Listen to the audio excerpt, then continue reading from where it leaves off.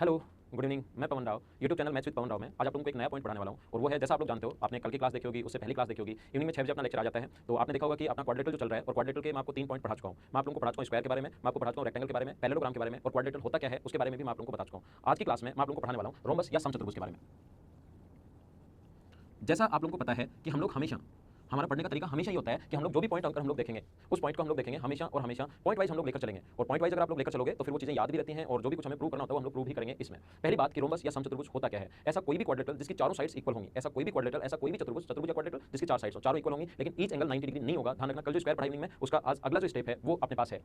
ये इस प्रकार से अपने पास है, कोई भी रोम्बस चारों साइड इक्वल तो होती हैं लेकिन प्रत्येक कोण 90 डिग्री नहीं होता। जैसा आप लोगों को पता है कि अपनी जो पहली प्रॉपर्टी होगी इसकी, जैसा हम लोगों को पता है, ध्यान रखना, इसके दोनों जो डायगोनल्स होते हैं वो विकर्ण, दोनों जो डायगोनल्स होंगे, मैं पहले आप लोगों को ये समझा देता हूं। आज पहली प्रॉपर्टी वैसे तो डायगोनल्स के लिए लिख रहा था मैं, लेकिन पहले ये समझा देता हूं। याद रखना, ये साइड अगर ए है तो ये साइड भी ए होगी और ये साइड अगर ए है तो ये साइड भी होगी। ये इसके बराबर, ये इसके बराबर और ये बीच वाला अपने पास कॉमन होने के कारण बराबर, तो दोनों के दोनों जो ट्रायंगल हैं एस एस एस से सर्वांग सम हो जाएंगे। दोनों के दोनों जो ट्रायंगल है एस एस एस से सर्वांग सम हो जाएंगे। सर्वांग सम हो जाएंगे तो ये वाली साइड इसके बराबर, ये वाली साइड इसके बराबर, तो ये वाला एंगल अगर एक्स है तो ये वाला एंगल भी एक्स होगा और ये वाला एंगल अगर अपने पास इधर वाला भी एंगल अगर एक्स है तो ये वाला एंगल भी एक्स होगा। एक्स इसलिए होगा क्योंकि अपने पास इसके दोनों साइड अगर बराबर है तो इसके सामने का कोण ये और इसके सामने का कोण ये बराबर, ये दोनों साइड भी इक्वल है तो इसके सामने का कोण ये और इसके सामने का कोण ये बराबर, और एस एस एस से सर्वांग सम दोनों पहले हो गए तो ये इसके बराबर और ये इसके बराबर। तो पहला पॉइंट यहां पर ध्यान रखना, फर्स्ट पॉइंट जो आप लोगों को याद रखना है, यहां पर एंगल बाइसेक्टर डायगोनल होता है वो एंगल बाइसेक्टर होता है। डायगोनल जो होगा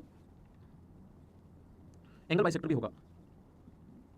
ये आप लोग कंप्लीट लिख लेना, इंग्लिश मीडियम वाले और हिंदी मीडियम वाले कंप्लीट पॉइंट लिखना आप लोग। डायगोनल जो होता है वो एंगल बाइसेक्टर भी होता है, विकर्ण जो होगा वो कोण समद्विभाजक भी होगा। पहला पॉइंट ये आप लोग लिख लेना। दूसरा पॉइंट क्या है अपने पास, देखो ध्यान दो, ये अपने पास अगर एंगल बाइसेक्टर है, मैं आपको ये समझाना चाह रहा हूं, ये अगर एंगल बाइसेक्टर है और कल की क्लास में मैंने आपको बताया, कल की क्लास में मैंने आप लोगों को समझाया है या परसों की क्लास में उससे पहले कभी ना कभी बताया होगा, पिछले 2-3 दिन की जो क्लास है उसमें अगर आपने मेरे वीडियोस कंटिन्यू अगर देखें तो अगर दो लाइन पैरेलल है और एंगल बाइसेक्टर जहां पर मिलते हैं तो वो वहां पर बना कोण 90 डिग्री होता है। क्यों होता है ये चीज मैं आपको समझा चुका हूं, मैं आपको लाइन में भी समझा दिया था जब लाइन और एंगल बताया था। कल जब क्वाड्रेटर पढ़ाने की शुरुआत की थी तब भी मैं ये पॉइंट आप लोगों को पढ़ा चुका हूं। तो एंगल बाइसेक्टर मैंने लिखा है पहला पॉइंट। दूसरा पॉइंट ध्यान रखना, इसके जो दूसरा डायगोनल ये भी एंगल बाइसेक्टर होगा क्योंकि ये साइड इसके बराबर, ये साइड इसके बराबर, ये भी एंगल बाइसेक्टर होगा।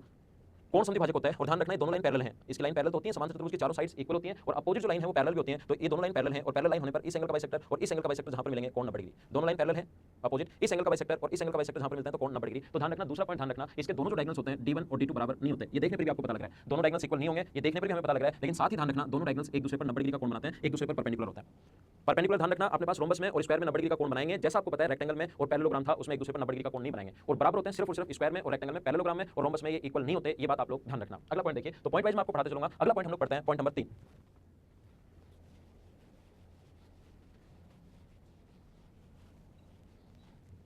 पॉइंट नंबर 3 में जो है अपने पास, जैसा हम लोग पढ़ते आ रहे हैं, 3 नंबर पॉइंट अपने पास इस प्रकार से, ध्यान रखना, रोमस का कोई भी एक जो डायगोनल होगा, इसका जो एक डायगोनल होगा चाहे कोई सा ही हो, इसकी चारों साइड्स इक्वल होती हैं, इसका कोई सा भी चाहिए वाला ले लो, चाहिए वाला ले लो, वो क्षेत्रफल को समद्विभाजित करेगा, दो इक्वल पार्ट्स में डिवाइड करेगा। डायगोनल जो होता है वो अपने पास एंगल बाइसेक्टर होता है, यही है। जो विकर्ण होता है वो क्षेत्रफल को भी समद्विभाजित करता है। डायगोनल जो होता है वो एरिया को भी 2 इक्वल पार्ट्स में डिवाइड करता है। आप लोग याद रखना क्यों करता है, ये साइड इसके बराबर, ये साइड इसके बराबर, ये कॉमन होने के कारण बराबर, एस एस एस से सर्वांग सम हो गए और एक बार दो ट्रायंगल अगर सर्वांग सम हो गए तो फिर सब कुछ बराबर, ये आपको पता होगा।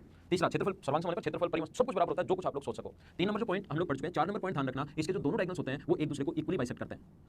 इसके जो दोनों डायगोनल्स इक्वल तो नहीं होते, लेकिन जहां पर ये बाइसेक्ट करते हैं एक दूसरे को इक्वली बाइसेक्ट करते हैं, ये इधर d1/2 है, इधर भी d1/2 होगा और ये इधर अगर d2/2 है तो इधर भी अपने पास d2/2 होगा।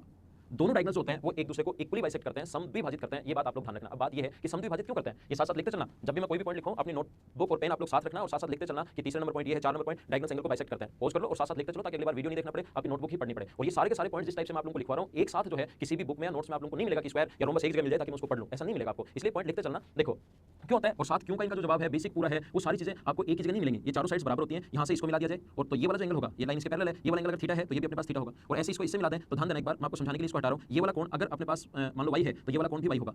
y थीटा, थीटा और y दो कोण बराबर हो गए और एक साइड इसलिए बराबर हो गई क्योंकि रोमस की तो चारों साइड्स इक्वल होती हैं। तो क्या डबल ए एस है और ये ए ए एस सर्वांग समता और ये ट्रायंगल में कंप्लीट मैं आप लोगों को पढ़ा चुका हूं। अगर कोई भी स्टूडेंट मेरा ये वाला वीडियो अगर देख रहा है तो आप लोग पहले वाले वीडियो जो ट्रायंगल मैंने आप लोगों को पढ़ाया है उसको कंप्लीट देखिए, उसको आपको सही चीजें समझ में आएगी। अब अचानक अगर देखोगे कि सर ए ए एस क्या लिख दिया तो आपको समझ में नहीं आएगा। अगर आपका बेसिक ठीक है तब तो ठीक है, नहीं तो आप लोग पहले वाले वीडियोस नंबर लेसन नंबर 1 से शुरुआत कीजिए और अभी तक हमारे 15 या 16 लेसन हो चुके हैं। तो आप लोग डेली सिर्फ और सिर्फ एक ही लेसन देख सकते हो या 2 लेसन देख सकते हो, 2 से ज्यादा मत देखना क्योंकि मेरे 40 मिनट का जो वीडियो होता है उसमें काफी सारा कंटेंट होता है। तो आप लोग उसमें बहुत सारी चीजें देख लोगे तो आपकी मिक्स हो जाएंगी। इसलिए ज्यादा से ज्यादा अगर आप लोग रेगुलर और अगर इन वीडियोस को देखते हो, रेगुलर अगर देखते हो तो आपको समझ में आ जाएगा 100%। लेकिन ऐसे नहीं एक दिन में 5 वीडियो आपने खत्म कर दिया, अगले दिन 7 और कर दिया, अगले दिन और कर दिया, ऐसे नहीं। आप एक या 2 वीडियो देखोगे तो ज्योमेट्री से आपको समझ में आएगी। तो यहाँ पर देखिए दोनों सर्वांग सम हो गए। सर्वांग सम होने के बाद बची हुई साइड बराबर, क्षेत्रफल बराबर, सब कुछ बराबर होता है। तो ये वाली साइड फिर इसके बराबर होगी और ये वाली जो साइड है वो इसके बराबर होगी। तो ध्यान रखना इस प्रकार से ये इसके बराबर और ये इसके बराबर, तो डायगोनल एक दूसरे को इक्वली बाइसेक्ट करते हैं। पॉइंट नंबर 4 ध्यान रखना।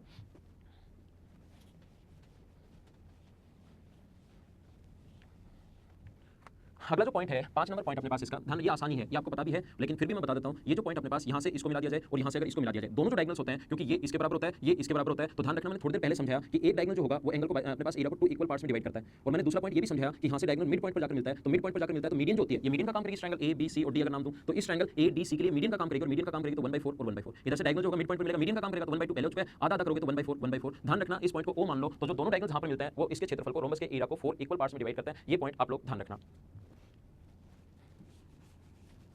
ये पॉइंट था अपने पास 5 नंबर। अगला पॉइंट देखिए आप लोग, पॉइंट नंबर 6। जैसा आप लोगों को पता है कि रोम्बस के अंदर अगर कोई भी पॉइंट है अंदर की तरफ, पॉइंट नंबर 6 अपने पास ये, इसके अंदर अगर कोई भी पॉइंट है, मान लो ए बी सी डी कोई भी रोम्बस है और इसके अंदर कोई पॉइंट है ओ, ध्यान रखना अगर हम लोग इनको मिला दें, ओ से ए को मिला दें, ओ से बी को मिला दें, ओ से सी को और ओ से डी को, ये ध्यान रखना डायगोनल्स का इंटरसेक्शन पॉइंट नहीं है, कोई भी पॉइंट अंदर कहीं भी, तो इनको अगर मिला दिया जाए, और आप लोग ये चीज याद रखना, अगर इसका क्षेत्रफल अपने पास A1 है, इसका क्षेत्रफल अगर A2 है, इसका क्षेत्रफल अगर A3 है और इसका क्षेत्रफल अगर A4 है, तो A1 प्लस A3 का क्षेत्रफल, A1 प्लस A3 का क्षेत्रफल बराबर होगा किसके, A2 प्लस A4 के एरिया के बराबर होता है। A1 प्लस A3 का क्षेत्रफल A2 प्लस A4 के एरिया के बराबर होगा, जो आप लोगों को याद रखना चाहिए। ये पॉइंट आप लोगों को याद होना चाहिए कि अगर अंदर कोई भी पॉइंट है तो A1 प्लस A3 का क्षेत्रफल A2 प्लस A4 के क्षेत्रफल के बराबर होगा। आसान सा क्यों होगा, ये मैं आपको पहले भी समझा चुका हूं, थोड़ा आसान है, फटाफट मैं फिर से बता देता हूं क्यों होगा। क्योंकि ये वाला क्षेत्रफल अगर यहां से इसकी हाइट माने हम लोग H1, इसकी हाइट अगर H1 माने और ऊपर वाले इसकी हाइट अगर माने हम लोग H2, ये A1 है, इसकी हाइट इधर माने H2, जो क्षेत्रफल A1 है, तो ध्यान रखना आप लोग A3 का जो क्षेत्रफल होगा, ये साइड A मान लो, अपोजिट साइड बराबर होंगी, तो आप लोग यहां पर मान सकते हो A3 का जो क्षेत्रफल होगा, A3 का जो क्षेत्रफल होता है वो अपने पास होता है हाफ इंटू बेस तो A है और हाइट H1, और A1 का जो क्षेत्रफल होगा वो हाफ इंटू बेस तो वही A है, COD ट्रायंगल के एरिया, ये ट्रायंगल है A और B ट्रायंगल है, ट्रायंगल के एरिया का formula half into base into height, ऐसे COD भी ट्रायंगल है, half into base into height. इन दोनों को अगर ऐड कर दें A1 प्लस A3 तो हाफ अपने पास कॉमन आ जाएगा, हाफ है, अंदर बचेगा H1 प्लस H2, और H1 प्लस H2 को हम लोग इसकी हाइट भी लिख सकते हैं H1 प्लस H2 को इसकी हाइट, तो ये आ गया half into A into H, इन दोनों का क्षेत्रफल। ध्यान रखना आप लोग ये पॉइंट याद रखना कि कंप्लीट का जो एरिया होता है वो होता है बेस इंटू हाइट। इसके कंप्लीट के एरिया के अपने पास अलग अलग फॉर्मूले हैं, जैसे बेस इंटू हाइट भी होता है, तो बेस यहाँ पर A माना तो एरिया हो गया A इंटू H। अपने पास एरिया का फॉर्मूला दोनों साइड्स में तो A स्क्वायर sin थीटा। अगर अपने पास एरिया का फॉर्मूला हाफ d1 d2 भी होता है, लेकिन ये मैं आपको क्योंकि मेंसुरेशन नहीं पढ़ा रहा, मैं आपको यहाँ पर ज्योमेट्री पढ़ा रहा हूँ, मैं मेंसुरेशन नहीं पढ़ा रहा, तो d1 d2 square plus d2 square बराबर 4 इंटू साइड स्क्वायर, वो क्वेश्चन भी मैं आप लोगों को बाद में करूंगा। यहाँ पर मैं आपको इसकी ज्योमेट्री पढ़ा रहा हूँ, ये काम में आगे इसलिए एक बार बता रहा हूँ, यहाँ पर ध्यान रखने फॉर्मूले आप लोगों को लिखने की जरूरत नहीं है। ये जो नेक्स्ट चैप्टर होगा आपका मेंसुरेशन, उसमें से सारी चीजें मैं लिखूंगा। तो इसका कंप्लीट एरिया होगा यहाँ पर A इंटू H, और इन दो का क्षेत्रफल है हाफ A इंटू H, तो बचे हुए दो का क्षेत्रफल भी वही बचेगा अपने पास हाफ A इंटू H, तो इन दोनों का क्षेत्रफल बराबर होता है, यही मैंने लिखा है। चारों में से कोई 3 देकर चौथा आप लोगों से पूछ सकता है, जैसे कहेगा ये अपने पास 8 है, ये अपने पास 6 है, ये अपने पास 10 है, तो इसका क्षेत्रफल बताओ कितना होगा, 10 और 8 18, तो 6 में क्या ऐड करेंगे 18 है, तो यहाँ पर इसका आंसर होगा 12। ऐसे छोटे छोटे क्वेश्चन हम लोगों से पूछे जा सकते हैं। नेक्स्ट पॉइंट पर हम लोग चलते हैं, पॉइंट नंबर 7।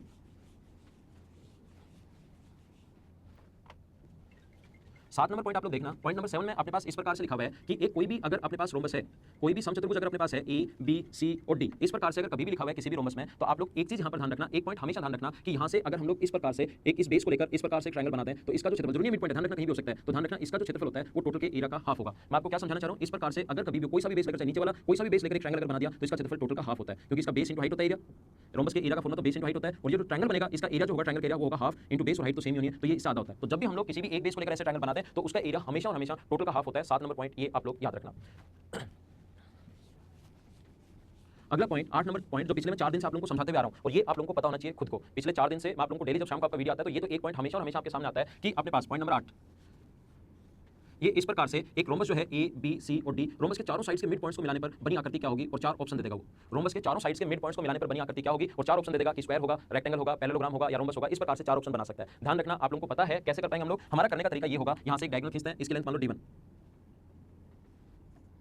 इधर अपने पास एक ट्रायंगल ऊपर की तरफ है, ट्रायंगल के मिड पॉइंट को मिलाने वाली लाइन D1/2, इधर नीचे भी मिड पॉइंट्स को मिलाने वाली लाइन जो होगी वो D1/2, और ये ट्रायंगल से मैं आप लोगों को पढ़ाते हुए आ रहा हूं, मिड पॉइंट को मिलाने वाली लाइन तीसरी सादी और उसके पैरेलल होती है, तो ये इसके पैरेलल और ये इसके पैरेलल, तो ये भी दोनों एक दूसरे के साथ पैरेलल होंगे, पहली बात। दूसरा जो डायगोनल हम लोग अगर D2 माने, क्योंकि दोनों डायगोनल इक्वल तो होते हैं नहीं, दूसरा डायगोनल अगर यहां से हम लोग D2 माने, दूसरा डायगोनल अगर D2 माने तो एक ट्रायंगल उस साइड, एक ट्रायंगल इस साइड, और ये अगर मिड पॉइंट्स हैं तो मिड पॉइंट को मिलाने वाली लाइन तीसरी सादी और उसके पैरेलल होती है, मिड पॉइंट को मिलाने वाली लाइन तीसरी सादी और उसके पैरेलल होती है। D2 माना दूसरा तो D2/2, और यहाँ पर भी अपने पास D2/2, ये इसके पैरेलल, ये इसके पैरेलल, तो ये दोनों भी पैरेलल होंगे। अब समझना आप लोग सभी लोग, एक डायगोनल जो रेड कलर में दिखा रहे हैं वो D1 मान लो, और जो ब्लू में है वो D2 मान लीजिए, ये याद रखना। अब इसके अपोजिट साइड बराबर और पैरेलल तो है, तो आपके दिमाग में आएगा कि सर या तो रेक्टेंगल हो सकता है, मैं आपसे पूछूं कि क्या होगा, अपोजिट साइड बराबर और पैरेलल अगर है तो या तो रेक्टेंगल होगा या पैरेललोग्राम होगा।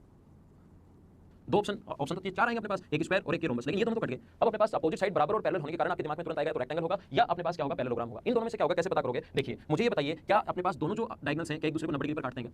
दोनों जो विकर्ण हैं हमेशा ध्यान रखना एक दूसरे को 90 डिग्री पर काटते हैं, दोनों डायगोनल्स एक दूसरे को 90 डिग्री पर काटते हैं, और अगर दोनों डायगोनल्स एक दूसरे को 90 डिग्री पर काटते हैं और ये दोनों लाइन ब्लू वाली दोनों लाइन पैरेलल हैं और दो लाइन अगर पैरेलल हो तो अंतःकोण का योग हमेशा 180 डिग्री होता है, तो ये 90 है तो ये भी कितना होगा 90। ऐसे ही अपने पास ये दोनों लाइन भी अगर पैरेलल हैं तो अपने पास अंतःकोण का योग, इनका भी योग 180 डिग्री, लाइन पैरेलल है तो 90, तो ये 90। ऐसे ही रेड वाली भी दोनों पैरेलल हैं तो अपने पास अंतःकोण का योग 180 डिग्री, ये 90 है तो अंतःकोण का योग 180 डिग्री होता है, तो ये भी 90। यदि एक चतुर्भुज के 3 कोण 90 डिग्री हैं तो चौथा भी अपने पास 90 डिग्री ही होना है। ध्यान रखना, ऐसे ही प्रूव कर सकते हो ये 90, ऐसे ही प्रूव कर सकते हो ये 90 और ऐसे ही प्रूव कर सकते हो ये 90। अगर कोण 90 डिग्री है और अपने पास अपोजिट साइड बराबर और पैरेलल है तो ऐसे चतुर्भुज को हम लोग बोलते हैं रेक्टेंगल। तो अपना जो आंसर होगा वो यहाँ पर रेक्टेंगल होगा, आप लोग ध्यान रखना। नेक्स्ट जो पॉइंट है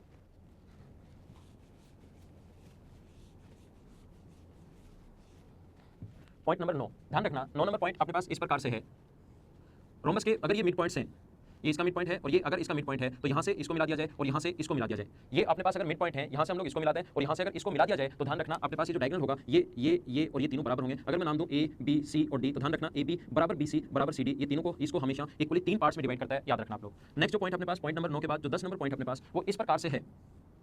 ध्यान रखना दोनों डायगोनल्स के मिड पॉइंट्स, ये इसका मिड पॉइंट, ये इसका मिड पॉइंट, ये इसका मिड पॉइंट और ये इसका मिड पॉइंट, ये अपने पास कोई भी रोमस था ए बी सी और डी, ये शेडेड पार्ट बता देगा। अंदर वाले इसके मिड पॉइंट्स हैं ओ, ओसी का मिड पॉइंट है पी, ध्यान रखना ओडी का मिड पॉइंट क्यू है, इसका मिड पॉइंट आर है और ओ बी का मिड पॉइंट एस है। तो शेडेड पार्ट और ये जो बचा हुआ भाग है इसके क्षेत्रफल का रेशियो आप लोग बताइए, इसके एरिया का रेशियो आप लोग बताइए। तो आपको इसका एरिया का रेशियो खुद को बताना है, अपने आप करने की कोशिश करना। पिछले लेसन में मैं आपको ये बहुत अच्छे से समझा चुका हूं, तो ये वाला पॉइंट आप लोग खुद करना ईमानदारी से, ऐसा नहीं होना चाहिए कि कर लेंगे। अभी बैठकर वीडियो पॉज करके आप लोग एक बार इस चीज को करने की कोशिश करो। अगला पॉइंट देखिए,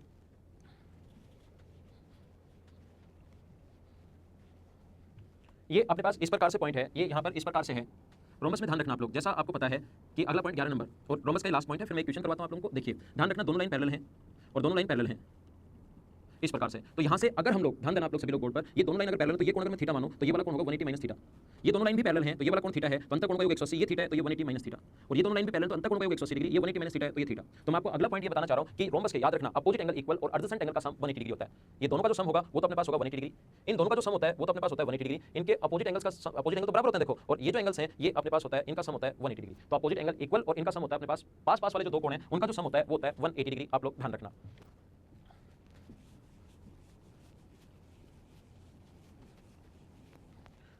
ये देखिए एक क्वेश्चन मैं आप लोगों के लिए लिखता हूं और फिर उसको हम लोग सोल्व करने की कोशिश करते हैं। ABCD इज अ रोम्बस, मैं लिख देता हूं आप लोगों के लिए ABCD इज अ रोम्बस। आगे अपने पास लिखा हुआ है AB इज एक्सटेंडेड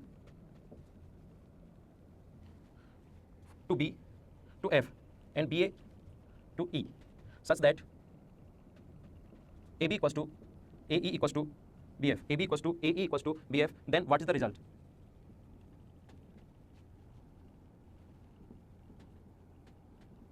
यहाँ पर हमारे पास कहा गया है कि नीचे जो ऑप्शन दिए हुए हम लोगों को वो ऑप्शन दिए हुए हैं ED ग्रेटर देन, इसको समझना सभी लोग, अच्छा क्वेश्चन है। ED greater than CF, B जो ऑप्शन है वो अपने पास लिखा हुआ है ED perpendicular on CF, ED perpendicular on CF, ED square plus CF square, C option ED square plus CF square, ED square plus CF square बराबर EF square, और ये लिखा हुआ है ED पैरेलल CF, ED जो है वो parallel है CF के। अब ध्यान देना यहाँ पर अपने पास हिंदी मीडियम वाले स्टूडेंट्स के लिए मैं पढ़ देता हूँ। ABCD एक समचतुर्भुज है, उसमें यदि AB को F तक और BA को E तक इस प्रकार से बढ़ाया गया कि AB बराबर AE बराबर BF, ये इस प्रकार से, तो निम्न में से कौन सा ठीक है, विच of the following is true, या रिजल्ट क्या हो सकता है, ऐसा हम लोगों से पूछा गया है। कोशिश करना समझने की।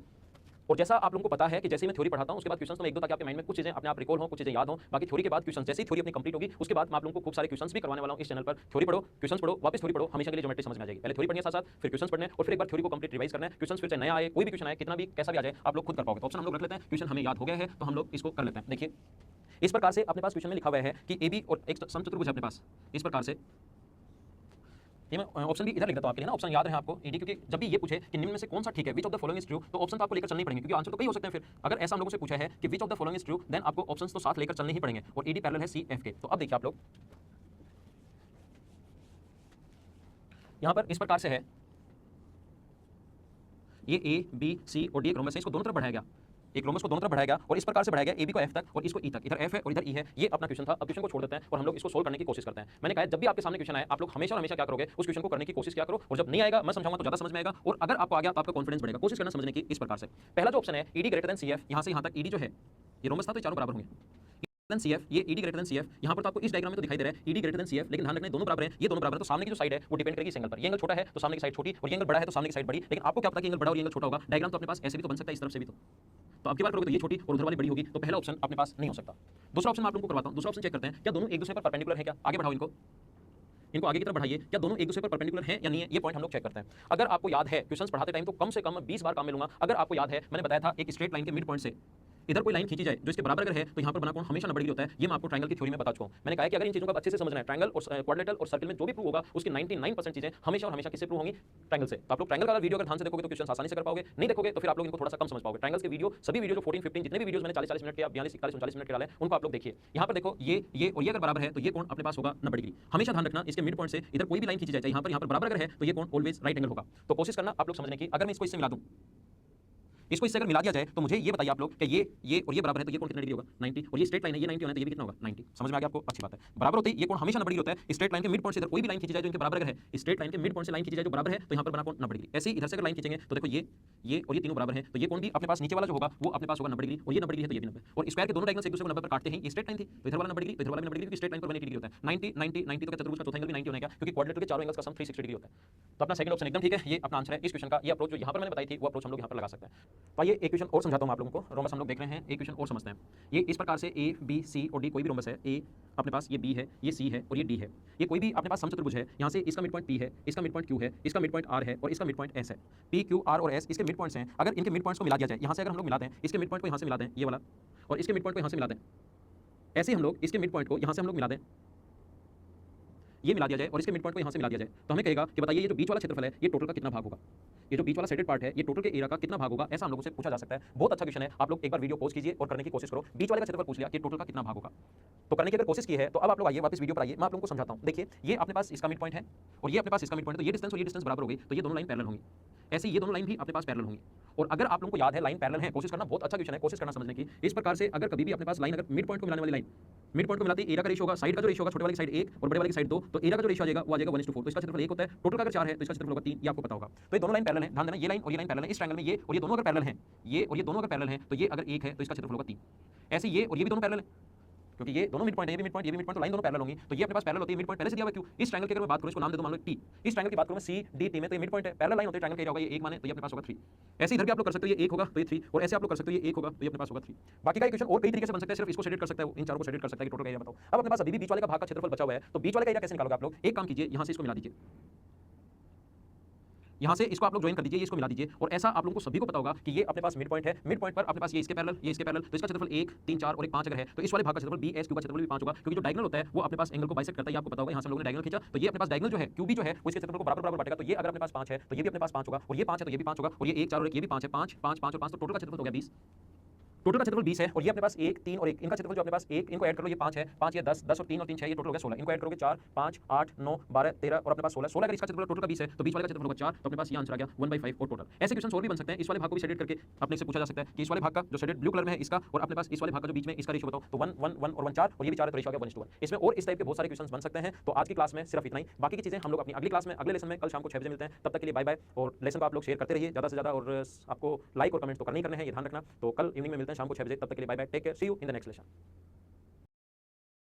Hey guys, this is Somu Alawat.